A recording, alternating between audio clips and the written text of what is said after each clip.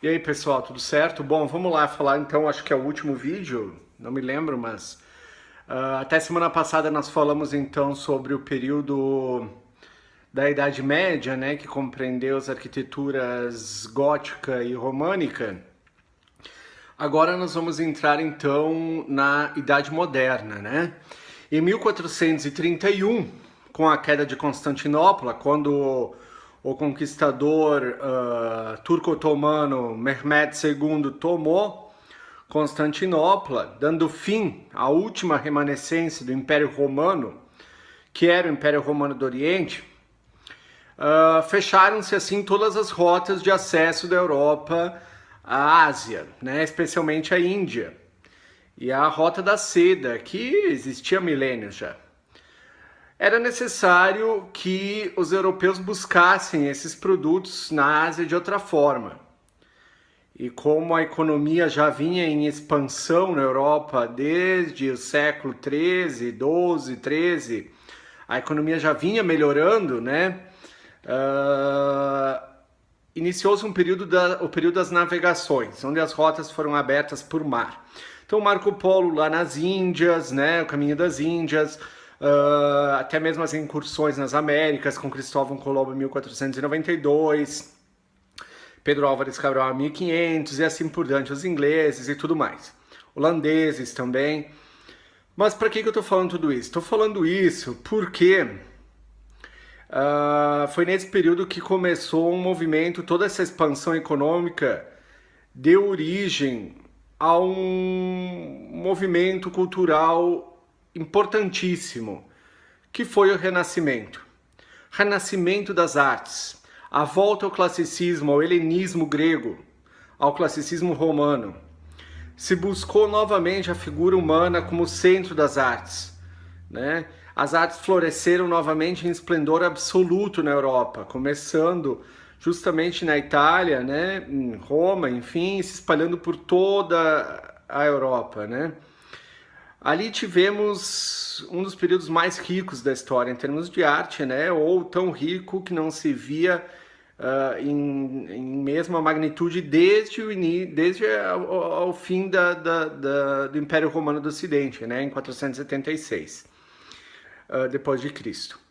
Bom, ali surgiram grandes pintores, por exemplo, como Veronese, Tintoretto, Tiziano, Michelangelo, Leonardo da Vinci, Rafael Sanzio e tantos outros, né? Mas todas essas artes, elas eram voltadas ainda à igreja, né? A igreja praticamente ela detinha a posse de toda a arte, né? Do mundo ocidental. E esses pintores, esses artistas, escultores, grandes marceneiros, enfim, decoradores, eles trabalhavam basicamente para a igreja, fazendo interiores de igreja, interiores de palácios papais ou da grande monarquia da época, né? Mas eu não vou falar do Renascimento porque a professora vai falar disso, eu vou falar de um período que veio logo após o Renascimento, né? Mas ele é ligado ao Renascimento. Por que ligado ao Renascimento? Porque essa expansão artística, econômica, cultural, social, enfim, né, essa melhora das condições de vida, ela fez com que as pessoas com mais dinheiro, obviamente as pessoas começam a questionar a sua condição, né, principalmente de subalterno das cortes, e a Igreja Católica era a maior delas. Então, inicia-se um movimento com um cara chamado Martim Lutero, que ele resolve criar uma separação na igreja, né? E divide a igreja em protestante e católica. E esse cara começa a gerar uma preocupação muito grande na igreja, porque a igreja começava a perder muitos fiéis, e com eles também ia-se o poder e o dinheiro. Então, em 1545, se não me falha a memória, até 1563, o Papa Paulo III, ele convoca o Concílio de Trento. O que era esse Concílio de Trento? Era um concílio que deveria restaurar o poder da Igreja, em outras palavras, né? Dentre uma série de medidas que foram adotadas, inclusive a volta da Inquisição com mais força, o restabelecimento da Inquisição, que se tornou muito mais forte na Península Ibérica, ali em Portugal, Espanha, veio também a necessidade de se, vamos dizer, de se aprimorar o design das igrejas, trazendo, incorporando a ele mais poder, mais exuberância, mais opulência. E é aí que surge o movimento do Barroco, que iniciou-se em Roma justamente porque a igreja buscava dar mais opulência, mais majestade ao interior das igrejas, dos castelos papais, dos palácios papais, enfim, refletindo-se em toda a monarquia e tudo mais. Então o que aconteceu? O Barroco, ele adotou cores mais fortes, tecidos mais vistosos, molduras, muitas molduras, muito rebuscamento com ouro. E claro que isso acabou se refletindo em toda a nobreza, né? Em todas as artes, o interior de todas as casas das elites, enfim. Sempre mantendo o racionalismo religioso, que era a prática que a igreja considerava que toda arte deveria seguir e obedecer ao racionalismo religioso, né? A simetria, a perfeição, a representatividade de todos os conceitos ideológicos da Igreja Católica, né?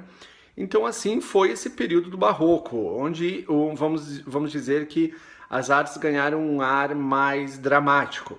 É claro que também há de se falar que nesse período novas cores surgiram, né? Com o advento da tecnologia, com o aprimoramento da tecnologia, surgiram novas cores, que até então no Renascimento não existiam. Basicamente a paleta de cores eram somente cores terrosas, mas começaram a surgir algumas cores sintéticas, dando novos vermelhos, carmins, cores que não existiam até então. Isso também possibilitou os artistas criar mais dramaticidade, mais expressividade nos seus desenhos, nos seus móveis, nos seus afrescos, enfim, né? Então o período barroco foi isso, foi um período de empowerment, como dizem os americanos, né, das artes, porque a Igreja Católica via que com isso poderia angariar e manter os fiéis que já estavam balançando, né, com a igreja, o crescimento da igreja protestante. Então isso foi chamado de Contra-Reforma, né, que surgiu no Concílio de Trento e acabou resultando no movimento do Barroco nas artes. Bem, aí no final, isso durou uns 200 anos, né? O período foi do século XVI até o século XVIII que o Barroco teve assim a maior expressividade, não só nas artes, como também na música. Johann Sebastian Bach e tantos outros compositores, todos ligados à igreja, fazendo composições para a igreja, né?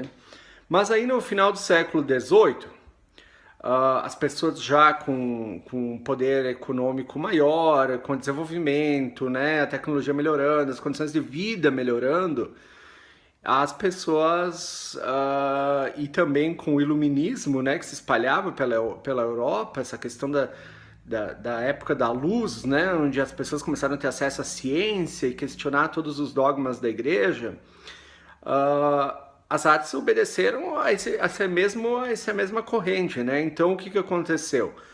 Aconteceu que na França surge um movimento, então, de contestação do Barroco, né? Que foi o Rococó. Rococó, que ganhou, esse nome vem justamente do francês, né? Que quer dizer concha, porque a concha mesmo, concha de mar, assim, tipo de ostra, de pérola, né? Pérola. Ela foi um dos símbolos, né, dos ornamentos, das molduras, enfim, que era muito representativo do Rococó, né? Ela era muito usada. E no começo ela gerou até uma certa polêmica, porque se atribuiu essa concha, se comparou ela ao órgão sexual feminino. Então o Rococó foi considerado uma arte profana, né? Que atentava contra a religião, né? E foi muito criticado e muito perseguido, inclusive os artistas do Rococó. pela Igreja Católica. Mas isso não evitou que o Rococó ganhasse força, se espalhasse com força, mesmo por toda a Europa, e principalmente, novamente, na Península Ibérica, Portugal e Espanha. Portugal, depois a corte portuguesa, lá com Dom João VI, Dom Pedro I, enfim, acabaria trazendo esse movimento com muita força aqui para o Brasil. Mas, como eu vinha falando, o Rococó, ele foi um movimento, então, de desligamento, né, da religiosidade. Então, se buscou o quê? Não retratar mais, fazer mais pinturas, ornamentos que representassem temas religiosos, bíblicos, muito pelo contrário. Começou-se a representação, começou-se com a representação da vida cotidiana das pessoas, né? Do dia a dia, de festas, de casamentos, de cenas de até mesmo representações sexuais, né? Em quadros, em pinturas, em tecidos, bordados, enfim, acabou que as pessoas começaram a buscar uma quebra, né, com aquele tema racionalista religioso. Isso foi considerado como uma provocação pela igreja, né? Que passou a criticar essa arte, chamar ela, além de profana, de chamar ela de uma arte sem que não era arte, que na verdade não representava artisticamente nada, que não tinha valor. As cores também, né? O período do Rococó buscou trabalhar com cores mais claras, né? Em contraste com o Barroco, eles buscaram nas cores pastéis a representação das suas pinturas, nos quadros, nos tecidos, na pintura das paredes internas, embora ainda se usasse o ouro muito nas molduras, né? As folhas de ouro ainda eram muito usadas. Inclusive as molduras do período do Rococó são mais trabalhadas, embora as curvas sejam mais leves, os entalhes mais leves, elas são mais ornamentadas do que ela é considerada, o Rococó é considerado inclusive como uma exacerbação do período barroco nesse sentido, porque a arte ela ganhou muito mais, vamos dizer, ela ganhou muito mais uma representação decorativa, uma importância decorativa, né? Inclusive, ela foi criticada também dessa forma pelos críticos da época, dizendo que o Rococó não era arte, tinha apenas um caráter decorativo e não artístico, né? Mas enfim, esse foi o período do Rococó, então, né? Com esse movimento que surgiu na França e se espalhou por toda a Europa, então com cores mais claras, tons pastéis, uso muito da concha, né? Nas molduras. Essa representação do dia a dia das pessoas, né, das pessoas comuns e não mais de nobreza ou ligada à Igreja Católica ou temas religiosos.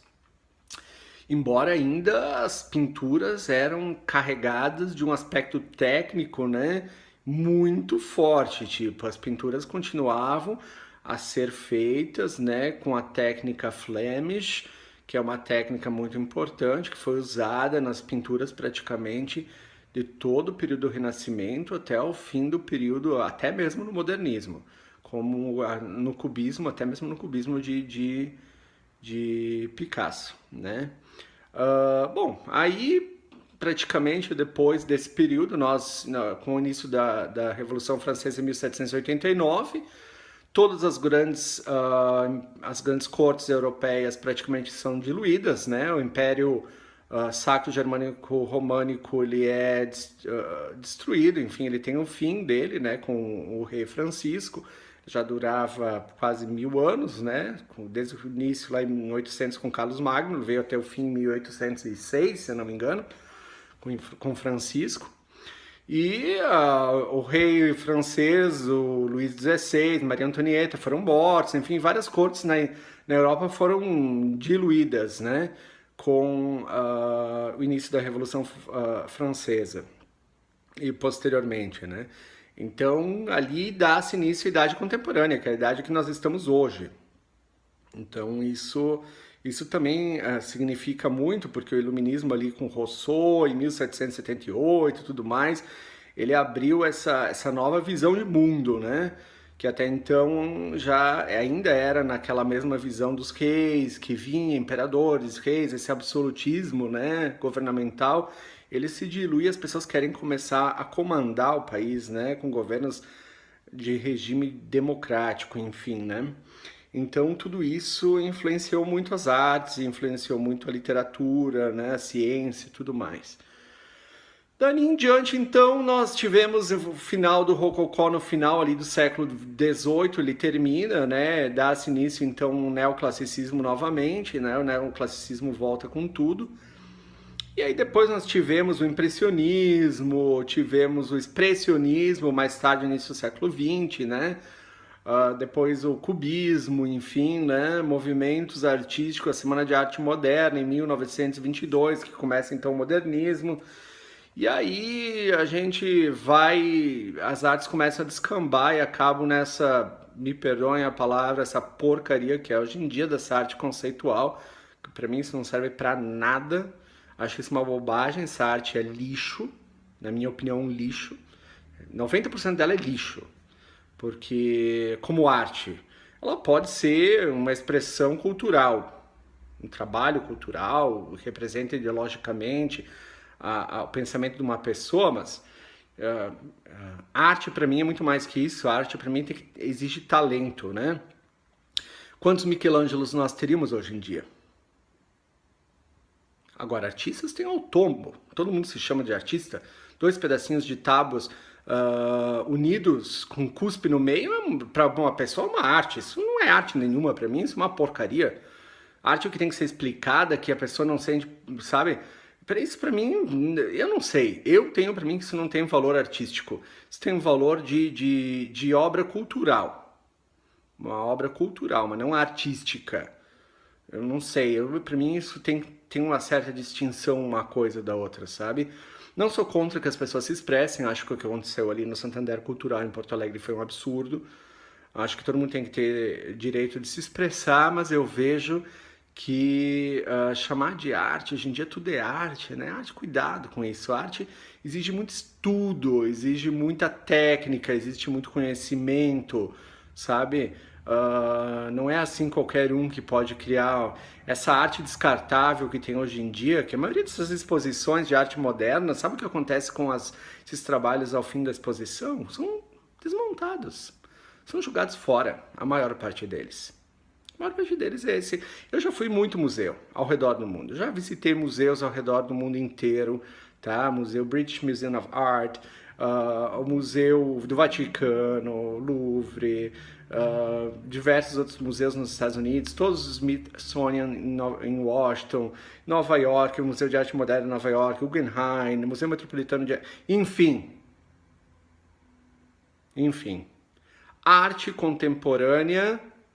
O que é arte contemporânea? Ninguém sabe nem definir o que é arte contemporânea. Ela vai desde pintores que pintam ainda em técnica Flemish até pessoas que juntam 2 pregos com uma tabuinha e diz que aquilo ali é sei lá o quê, uma representação do homem evoluindo do macaco. Gente, pelo amor de Deus, né? Vamos acordar para o mundo. Vamos acordar. Hoje em dia tudo pode, no fim não pode porra nenhuma. Desculpa a palavra, mas essa que é a verdade. A gente no frigir dos ovos, hoje em dia ninguém sabe porcaria nenhuma e as artes hoje em dia elas estão perdidas, como tudo, né? Como tudo tá perdido hoje em dia, tudo tá perdido. Então é isso, pessoal. Valeu, um abraço a todos.